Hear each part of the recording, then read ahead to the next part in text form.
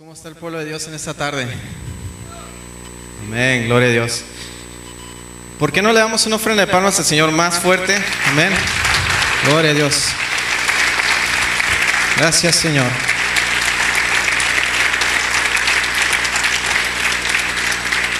Gloria a Dios.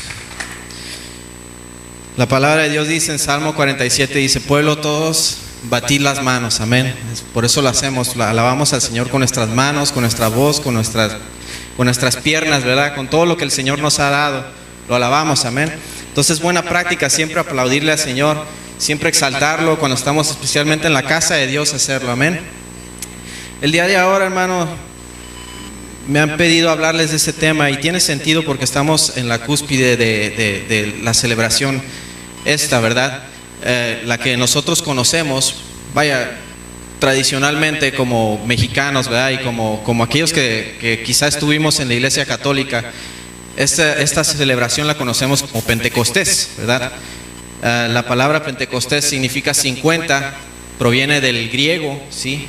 Y simple y sencillamente habla de 50 porque es el 50º día. Vaya, no sé cómo, mi español no es muy bueno, ya no es muy refinado, pero discúlpeme si está incorrecta la pronunciación, ¿verdad? Pero es el día 50, ¿sí? Después de que el pueblo de Israel celebró la Pascua. Amén. Entonces, en la palabra de Dios encontramos lo que son las fiestas o las ceremonias, ¿verdad? Del pueblo de Israel o el pueblo de Dios. Este pueblo de Dios, el Señor por mandato les da lo que son las fiestas solemnes en Levíticos 23 y les dice: estas fiestas las vas a guardar como pacto perpetuo, como una forma de observación. ¿Por qué? Porque simple y sencillamente eran sombras de lo que el Señor haría en el futuro. Amén. Podemos ver que el Señor cumple estas fiestas de manera simbólica, como se celebran, las cumple de manera literal en su venida, en su sacrificio que Él hizo en la cruz, ¿verdad? En la venida del Espíritu Santo. Coincidentalmente, esta fiesta de Pentecostés o esta celebración, ¿verdad? La reconocemos nosotros como creyentes en Cristo, la encontramos en Hechos 2, donde habla sobre esos creyentes que estaban en Jerusalén esperando la venida del Espíritu Santo, amén. Ese día el pueblo, o más bien los creyentes en Cristo, los cristianos, ¿sí? Comienza como quien dice la iglesia de Cristo, ¿sí? El momento en que desciende el Espíritu Santo en ese lugar, en esa ciudad de Jerusalén, comienza lo que es la iglesia de Cristo. Ahora, hay algo que trasciende todavía eso más atrás, y esto proviene desde el Antiguo Testamento, ¿sí? Los judíos o el pueblo de Dios divide la ley en tres divisiones principales, ¿sí? Lo que es la ley jurídica moral, lo que es la ley ceremonial y lo que es la ley sacrificial. Dentro de la ley ceremonial tenemos 7 fiestas, y una de esas fiestas es la fiesta de las semanas. Esta fiesta de la semana la celebraban los judíos por mandato de Dios, ¿sí? Y es precisamente donde proviene la palabra Shavuot, que es la palabra que utilizan los judíos para llamarle esta fiesta. Las semanas, obviamente, son 7 semanas que llevan desde la Pascua, ¿sí? Hasta lo que es la celebración de Pentecostés. Culmina las 7 semanas, el 50º día es cuando se celebra esta fiesta.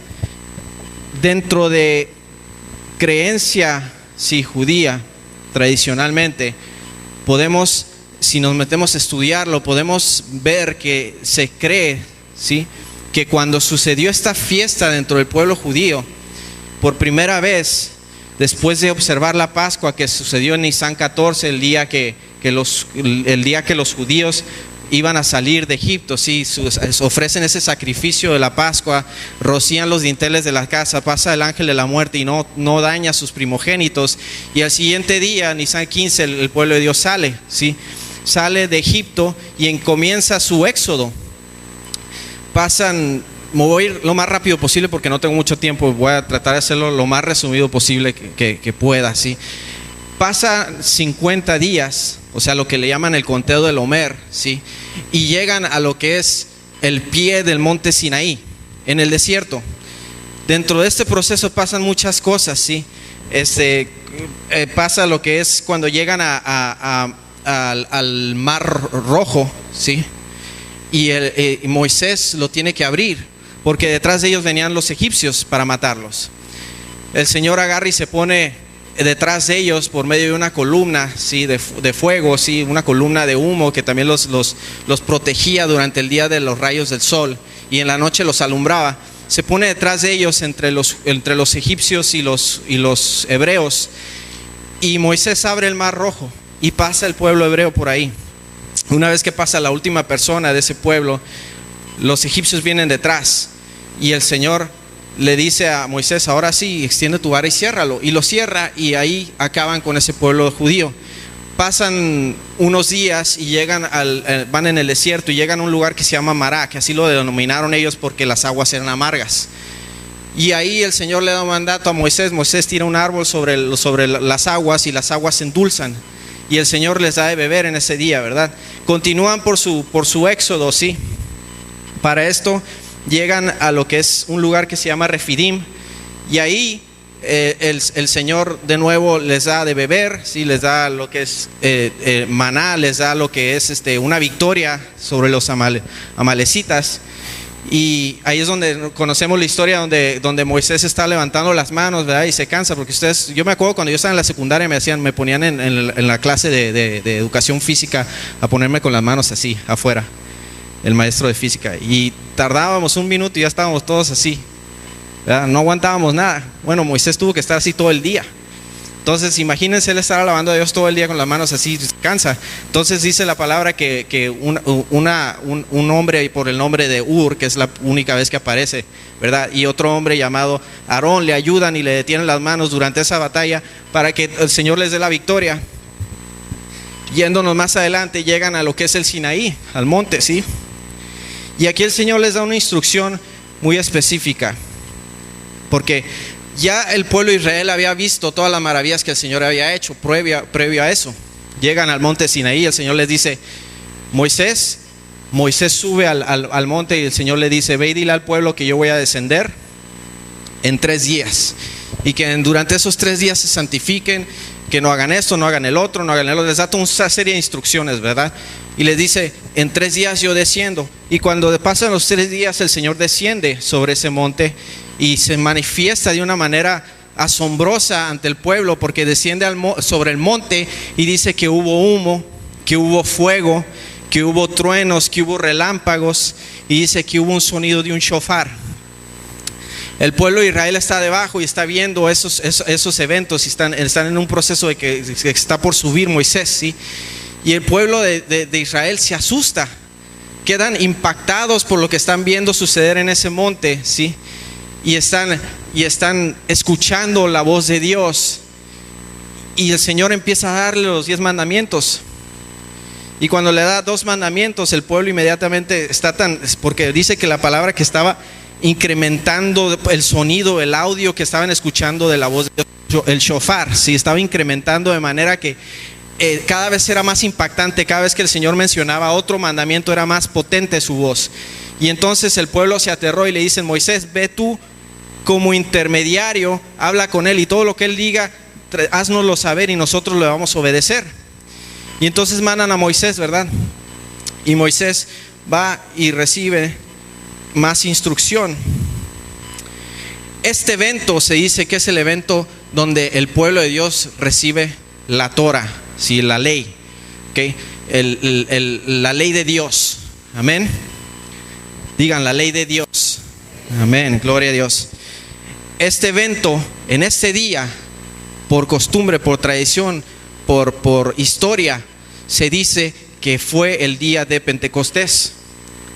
Sucedió en el día 50º después de los primeros frutos, después de que termina la Pascua, ¿sí?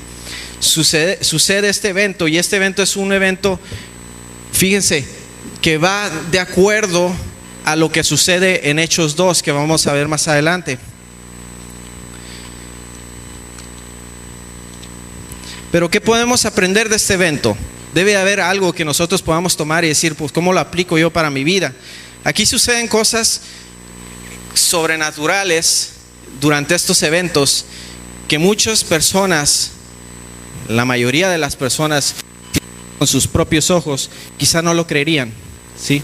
Nosotros decidimos creerlo porque nosotros eso es lo que le llamamos fe. No hemos visto esto, pero lo creemos. Simple y sencillamente está escrito en la historia y escogemos creerlo. Pero ¿qué se puede aprender de estos eventos, de estos sucesos en el día de Pentecostés? ¿Qué podemos aprender? El pueblo de Dios, primeramente podemos ver que se esconde de la presencia de Dios. Se atemoriza de la presencia de Dios. Y hay solo una persona que está presente, que está metido en la presencia de Dios, y esa persona se llama Moisés.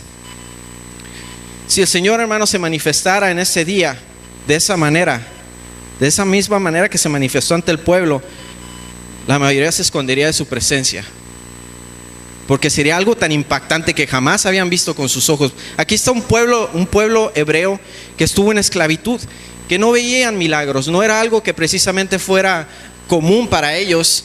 De repente empiezan a ver todas estas cosas suceder y están impactados, están anonadados, están maravillados, están quizá dudando, están quizá escandalizados, están quizá asustados.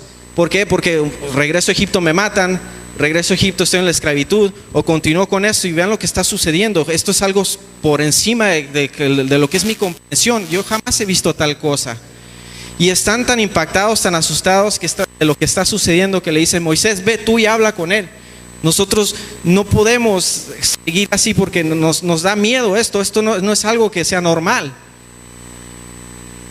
Esta gente estuvo durante ese monte, durante ese evento, sí, en ese monte de Sinaí. Y esto representa figurativamente a la gente que se encuentra dentro de la iglesia. La gente que salió de Egipto entendió tres cosas, hermanos. Tres cosas entendieron este pueblo que salió de Egipto. Número uno, entendió que había redención por medio de la sangre del Cordero. Número dos, entendió la habilidad de Dios para sanarlos, porque el Salmo 105:37 nos dice que salieron con oro y plata y que ni uno de ellos estaba enfermo, que todos estaban sanos. Imagínense 3 millones de personas saliendo de Egipto y ni uno solo enfermo. Eso es tremendo. Sí, aquí puedo asegurarles que somos, ¿cuántos? 100, 150, y estoy seguro que dentro de esos 100, 150 hay un porcentaje de enfermos presentes aquí en día. Bueno, entre ese pueblo no había ni uno solo enfermo. Eso por sí solo era un milagro. Esta gente entendió que había redención en la sangre del Cordero, que el Señor tenía la habilidad para mantenerlos sanos y para sanarlos. Y también entendieron que el Señor les podía dar prosperidad, porque dice que los sacó con oro y plata, ¿sí? Oro y plata que muchos predicadores de la prosperidad usarían como un pretexto para decirle al pueblo: pues el Señor quiere que tú recibas oro y plata. Amén, gloria a Dios, qué bueno. Pero fíjense que este no era el propósito por el cual el Señor les dio el oro y la plata. El oro y la plata el Señor se las dio con un propósito, y esa prosperidad que el Señor les quería dar era espiritual, porque estas joyas que iban a utilizar, las iban a utilizar para la construcción del tabernáculo que el Señor les dio a Moisés como visión, con todos los instrumentos que iba a haber adentro, con todas las vestiduras de los sacerdotes, con todo lo que iba a comprender este tabernáculo. El Señor de antemano ya lo tenía preparado, y por eso que salen con todo ese oro y esa plata de Egipto, porque el Señor los iba a prosperar primero que nada espiritualmente, porque con la prosperidad espiritual, hermano, viene todo lo demás. Amén. Salen de Egipto, pasan por el mar, llegan al monte donde se manifiesta la presencia de Dios. Están viendo las manifestaciones de Dios que jamás se habían visto antes, pero de repente tienen temor de esa manifestación. Cuando tú, hermano, estudias la Biblia, cuando tú estudias las obras del Señor, cuando tú estudias los caminos del Señor, ¿sí?, entiendes una sola cosa, y eso es que la palabra de Dios nos dice en Salmo 103:7, nos dice que sus caminos notificó a Moisés y a los hijos de Israel sus obras. Hay dos grupos de creyentes, hermano. Están aquellos creyentes que conocen los caminos del Señor porque están íntimamente en comunión con Dios, que saben precisamente el por qué el Señor hace las cosas. Y están otro tipo de creyentes que no tienen una relación íntima con Dios, pero conocen sus obras. El pueblo de Israel conocía sus obras, pero no conocía sus caminos. Y esa era la razón por la que el pueblo de Israel tenía temor de su presencia y se escondían de él. Pero Moisés no solo conocía sus obras, Moisés conocía sus caminos. porque llevaba una relación íntima con el Señor. Amén. Diga, yo quiero conocer sus caminos. Amén. Hay dos maneras, hermanos, de servirle a Dios. Una manera es por medio del conocimiento racional. Conocemos su ley, conocemos sus mandatos, sus ordenanzas, sus estatutos, y los decidimos seguir. Quizá por nuestras propias fuerzas no podamos lograr seguirlos al pie de la letra y fallamos constantemente, porque estamos tratando de seguir a hacer algo de una manera racional, de una manera como el pueblo de Israel lo hizo. Conocía sus obras racionalmente, sabía lo que el Señor requería de ellos. Sin embargo, por causa de que no andaban caminando en el Espíritu, constantemente caían en el error de desobedecer a Dios. Pero hay otra forma de servirle al Señor. Esa forma es por medio del conocimiento personal, el conocimiento espiritual, el conocimiento íntimo con Dios. Ese conocimiento es el tipo de relación que llevaba Moisés con el Señor, que le veía cara a cara prácticamente. Hablaba con él personalmente. Amén.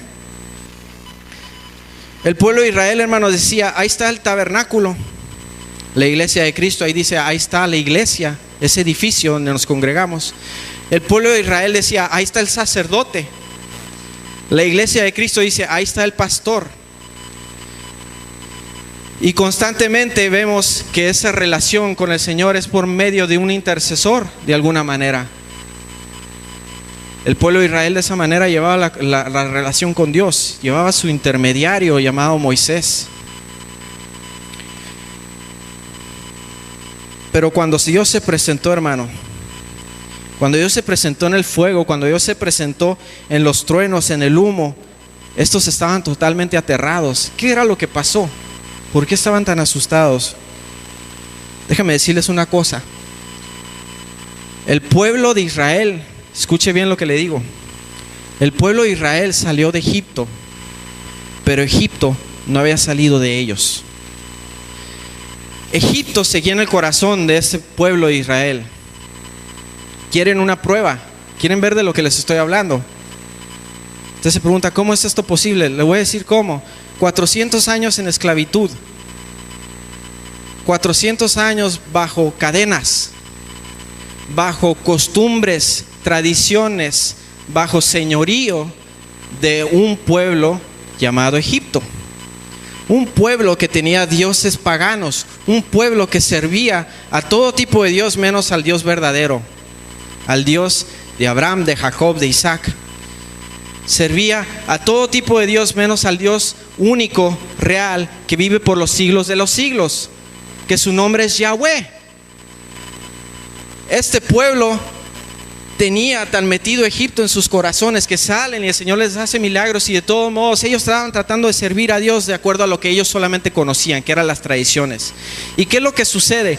Cuando Moisés sube a ese monte Sinaí y está ahí 40 días y el humo lo cubre y no pueden tener ni rastro de dónde está Moisés. Imagínense Moisés subir hasta allá arriba, estar 40 días, y tú como conocimiento racional dices, cualquier persona que está allá arriba 40 días sin comida y sin bebida, ¿cómo le hace para sobrevivir? Moisés seguramente está muerto. ¿Qué vamos a hacer? No baja, y la presencia de Dios obviamente sigue allá arriba. ¿Qué es lo que nosotros haremos, Aarón? Tomamos y fundimos un becerro, porque es lo único que sabemos hacer. ¿Por qué? Porque resulta que en Egipto había un dios llamado Apis, si bien me acuerdo el nombre, que era precisamente un becerro, un toro, y que se supone que ese Dios era el Dios de la prosperidad y el Dios de la agricultura. Estaban en un desierto, necesitaban prosperidad y necesitaban agricultura, hermanos, porque de otra manera no sobreviven. Sin embargo, ese Dios falso que ellos conocían no los salvó a Egipto cuando el Señor decide derramar las plagas. Cuando el Señor agarra y convierte el agua en sangre, ese becerro, ¿dónde estaba? Ese Dios falso, ¿dónde estaba? No estaba en ningún lado, porque no era real. Estaba solamente el Dios verdadero derramando juicio. Pero al pueblo de Israel se le olvidó, porque seguía Egipto en sus corazones. Y esto me lleva al punto en el que fundamental, que el pueblo, a veces los cristianos hoy en día, se dejan llevar por sus tradiciones más que por la verdad. Porque por algún lado alguien les dijo que era esa manera y siempre han crecido con esa idea preconcebida de que debe ser de esa manera cuando la verdad está en la palabra de Dios. Fíjense algo que sucede en la presencia de Dios. Moisés sube al monte Sinaí, está ahí 40 días y 40 noches, no tiene bebida ni comida, o quizá comió y bebió, el Señor quizá le dio de comer. Mi punto es este, que cuando uno está en la presencia de Dios, hermano, lo terrenal, lo carnal, lo que tenemos en esta vida físicamente, pasa a segundo término, porque estamos en un término espiritual. Y cuando estás en el ámbito eterno, fíjense, en la eternidad no hay tiempo. El tiempo lo tenemos aquí. Y la única razón por la que tenemos tiempo es porque el Señor lo puso y lo determinó así, porque si no fuera así estaríamos perdidos para siempre. Es necesario, decía el Señor en Génesis, dice, es necesario que, ¿por qué? Porque mi espíritu no contenderá con el hombre para siempre, dice, por eso sus años serán 120. Luego vemos en Apocalipsis que el Señor dice lo mismo, dice, por causa de los escogidos el tiempo será cortado. El Señor estableció el tiempo como una manera de librarnos precisamente de una eternidad en la perdición. Y envejecemos y morimos porque si no fuera así, hermanos, estaríamos perdidos. Pero ciertamente sabiendo que no todos tenemos la vida comprada, que prácticamente, bueno, no todos no tenemos la vida comprada, sino que aquellos que simple y sencillamente se las compró el Señor Jesucristo en la cruz, amén. Y eso nos hace saber, darnos cuenta que cuando uno está en la presencia de Dios, el tiempo pasa tan rápido. Usted ha puesto atención a una predicación. Sí, hay veces que la presencia de Dios está fluyendo por medio de la palabra, por medio de la alabanza, por medio del servicio, y el tiempo se va así.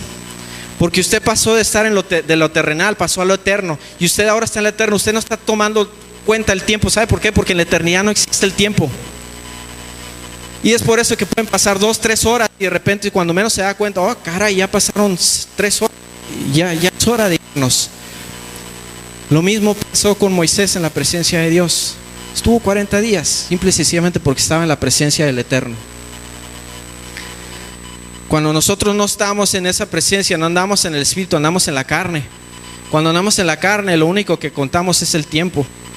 Cuando estamos en el Espíritu, no contamos el tiempo, porque saben que el tiempo no importa. Porque en lo eterno el tiempo no existe. Ahora, comparemos Pentecostés del tiempo de los judíos, del tiempo del Éxodo, ¿sí? del pueblo hebreo, a Pentecostés en el día que el Espíritu Santo descendió sobre aquellos creyentes en Jerusalén. ¿Qué sucede en Pentecostés o qué sucede en Pentecostés del Viejo Testamento, del Éxodo? Fíjense cómo Dios restaura todas las cosas. Fíjense cómo aquellos que me han escuchado enseñar antes, quizás se recuerden que yo siempre he dicho que lo que sucede en el Antiguo Testamento son sombras de aquello que estaba por venir en el Nuevo Testamento. Si la vida de José era una sombra como de la vida de Jesús, fue vendido por sus hermanos, Jesús fue vendido por uno de sus hermanos, que eran sus discípulos, ¿sí? La vida de José fue en similitud con la vida de Jesús, ¿sí? Y si nosotros tomamos otros ejemplos de otros personajes bíblicos del Antiguo Testamento y podemos ver cómo se compara con lo que el Señor Jesús tuvo que pasar, podemos tomar un chorro de paralelos, ¿sí? Muchos paralelos. Sin embargo, hay un paralelo aquí que sucede en Pentecostés que está muy interesante, ¿ok? ¿Están conmigo? Amén. Ok. Éxodo y Hechos. Moisés estaba sobre el monte Sinaí, el pueblo de Dios estaba sobre el monte Sinaí. Los creyentes en Hechos estaban sobre el monte Sión. Éxodo, el pueblo de Dios ve un fuego manifestarse sobre el monte Sinaí, en la presencia de Dios, ¿sí? Ven fuego. Hechos, los creyentes, la iglesia, ven lenguas de fuego descender sobre ellos. La presencia de Dios, la manifestación de la presencia de Dios. Éxodo, hay 3,000 muertes. 3,000 hombres mueren por causa de ese becerro fundido en el Sinaí. Hechos 3,000 se añaden a la iglesia en la manifestación del Espíritu Santo en ese lugar. ¿Se fijan el paralelo? Donde está la presencia de Dios suceden cosas predecibles que ya están escritas en la palabra. Amén. Queremos que la presencia de Dios se manifieste, pues tengamos idea de que cuándo es cuando la presencia de Dios se manifiesta. ¿Saben qué? Porque el pueblo de Dios, hermanos, la mayoría no saben cuándo se manifiesta la presencia de Dios, porque están tan envueltos en las tradiciones, en las costumbres, que no saben cuándo se está manifestando la presencia de Dios. Y eso es lo que sucedió cuando se manifestó el Señor, y eso es lo que sucede cuando se manifiesta el Señor hoy en día, tanto en el Éxodo, en el Hechos, como hoy en día. Cuando se manifiesta el Señor suceden 4 tipos de cosas, o 4 tipos de personas están presentes durante la manifestación del Señor. Están aquellos que están maravillados, que están, wow, gloria a Dios, esta es la presencia de Dios, gloria a Dios. Están aquellos que están dudando, que están, ¿será? No sé, ¿será? No sé. Y están otros que dicen, que se están preguntando, ¿qué está sucediendo? Explíquenme, ¿qué es lo que está pasando? ¿Qué le está pasando? ¿Qué está pasando aquí? ¿Qué sucede? Quieren respuestas. Y el 4 tipo de personas que están cuando se manifiesta la presencia de Dios es gente que se está burlando. ¿Vieran cuántas veces he escuchado testimonios de personas que recién vienen a la iglesia y ven a la gente danzar, y inmediatamente la primera reacción que muchos de ellos tienen es burlarse? Están locos estos, ¿qué les pasa? Hey, estás ante la presencia de Dios y estás danzando. ¿Qué es más ridículo, estar ante la presencia de Satanás y estar bailando? Porque eso es lo que sucede. Si no estás ante la presencia de Dios danzando, vas a estar ante la presencia de otra persona. Pero sin embargo, esto es lo que sucede. Otros se burlan. Cuando sucedió la manifestación en Pentecostés en Jerusalén con los creyentes, hubo quienes se burlaron. Dijo, están borrachos estos, están locos. Yo siempre, hermanos, siempre me he preguntado, ¿por qué siempre quieren, hermanos? Fíjense, tengo mucho tiempo en la iglesia. Sí, mis papás, como saben, son pastores y han sido pastores por largo tiempo. Y yo siempre me he preguntado, y a veces decía, bueno, pues gloria a Dios, ¿no? De alguna manera buscan al Señor. Pero siempre me he preguntado, ¿por qué siempre tienen que ir y pedirle al pastor que ore por ellos? Utilizan al pastor como si fuera una aspirina siempre. Pastor, ore por mí por esto. Pastor, ore por mí por el otro. Pastor, ore por mí por esto. Estamos como el pueblo de Israel diciéndole, Moisés, allá arriba, dile que si me da esto, porque Moisés está diciendo, ¿por qué no subes tú y se lo pides? ¿Qué está pasando? ¿Acaso tú no tienes la intimidad con Dios como para ir ante Dios personalmente? Como lo dice, métete en tu aposento y ahí tú solo con Dios, pídele lo que necesitas. La palabra de Dios dice, donde 2 o 3 reunidos en su nombre estén, ahí voy a estar yo. Pues ¿sabes qué? Si tú estás ahí y la presencia de Jesucristo está ahí contigo y la presencia del Espíritu Santo está ahí contigo, ya son 3, hermanos. Así es que ahí se manifiesta la presencia de Dios. Amén. Pero sin embargo, estamos como el pueblo de los judíos, este pueblo hebreo, y estamos en temor de acercarnos a Dios. ¿Saben por qué? Porque el pecado nos está apartando de Él. El pecado es el que te aparta del Señor.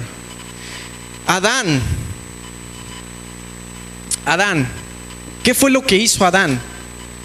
Primeramente nos dice la palabra que Adán estaba ante la presencia de Dios. Adán era perfecto, estaba ante la presencia del Señor, libremente podía bajar con Adán, y Adán podía caminar con él y hablar con él, tener una comunión con él. ¿Por qué? Porque los ojos de Adán estaban puestos solamente en él. Adán estaba en un estado de vida espiritual completa. Él no estaba viviendo una vida carnal, él no conocía el bien y el mal, porque no había comido de ese fruto. Entonces lo único que comía Adán era el fruto del árbol de la vida. Y ese árbol de la vida le daba un conocimiento espiritual en el cual él podía ir ante la presencia de Dios y verlo y tener un enfoque espiritual que nada más era el enfoque en él, en Dios, en mi Padre, Ese es mi único enfoque. No veo yo a mí mismo, yo estoy viéndolo a Él. Por lo tanto, como yo nada más lo veo a Él, yo no veo mi desnudez. Adán no veía su desnudez porque su mirada estaba puesta en el Señor. Muchos estudiosos dicen, hasta una teoría dicen que Adán, lo que pasaba era que Adán estaba tan lleno de la gloria de Dios. ¿Por qué? Porque era un ser perfecto, que por causa de la gloria de Dios él brillaba de esa luz que estaba en él. Y por causa de esa luz que Adán ni siquiera le pasaba por aquí, ni cuenta se daba de que él estaba desnudo, porque la luz cubría esa desnudez. Sin embargo, dicen los estudiosos que una vez que Adán come de ese árbol del fruto del bien y el mal, y conoce el bien y el mal, conoce la carne, Adán, como dice la palabra, por cuanto todos pecaron, están destituidos de la gloria de Dios. La gloria de Dios se apartó de Adán, y eso ocasionó que la luz se le fuera y que Adán viera. Y ahora sí, mi enfoque, mi conocimiento carnal me estorba en mi relación con Dios, porque ¿saben qué? Pasé de estar mirando a Dios a estarme mirando a mí mismo. Y entonces se dio cuenta Adán y dice: estoy desnudo, me voy a esconder. Y eso es lo que hace el pueblo de Dios hoy en día, se esconde de la presencia de Dios. Por causa del pecado nos apartamos, en lugar de acercarnos más al Señor nos alejamos. Y lo único que estamos haciendo es depender del pastor, depender del anciano, depender de aquel que ore por nosotros. Hermano, ora por mí. ¿Sabes qué? Tú tienes que ir a la presencia de Dios y orarle y pedirle al Señor que se manifieste, que te toque, que te llene, que te perdone, que te limpie. Porque si no, tú vas a pasar a ser un pueblo que perece en el desierto.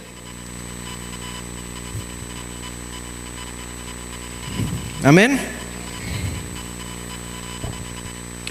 ¿Por qué entonces, hermanos? Ya voy a terminar, se me acaba el tiempo. ¿Por qué entonces, hermanos, nos escondemos de la presencia de Dios?